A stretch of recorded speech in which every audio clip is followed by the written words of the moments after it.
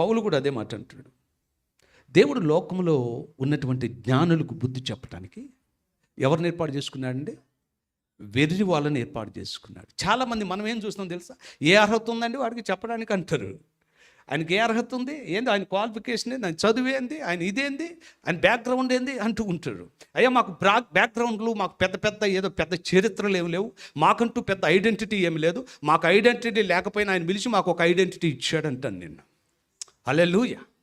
ఈ లోకంలో ఎందుకు పనికిరాని వారి విషయంలో దేవుడు ఒక ప్రత్యేకమైన ప్రణాళిక కలిగి ఉన్నాడు.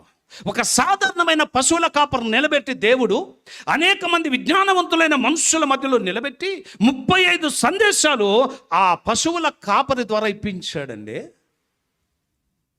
మన దృష్టిలో పశువుల కాపరిగా చూస్తాం. దేవుడు ఎవరిని ఎంత విలువగా చూస్తాడో మనకు తెలియదు. ఆమేన్.